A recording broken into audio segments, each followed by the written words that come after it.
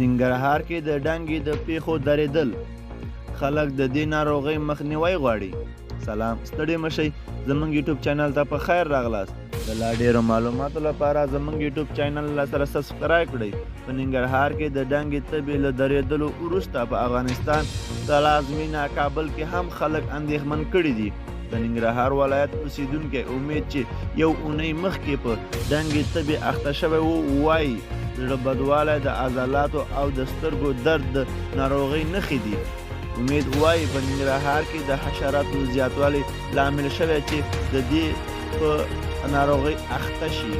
هغه زیاتوي تبه مې وه، د سترګو او عضلاتو درد مې هم ورسره درلودو او زړه بدوالی مې درلودو، اشتها مې هم کمه وه.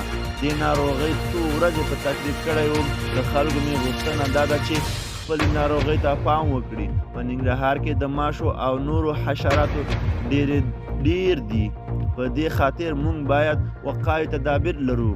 د ننګرهار یو بل اوسیدونکی ساحل چې خپلوان یې په ډنګې تبې اخته شوي وو، دې ناروغۍ د درېدلو ته اندېښمن دی. هغه وایي د یو خطرناکه ناروغي ده. زموږ خپلوان هم پر دې اخته شوي دي. مخکې له مخکې باید د دې ناروغۍ مخه ونیول شي، وقایوي تدابیر ته پام وشي او څومره چې امکان لري خلک له دې ناروغۍ ځان وساتي. د ډنګې تبه هغه ناروغي ده چې له یو ډول غوماشي څخه انسان ته انتقالیږي او په روغتیا یې ناوړه تاثیر کوي.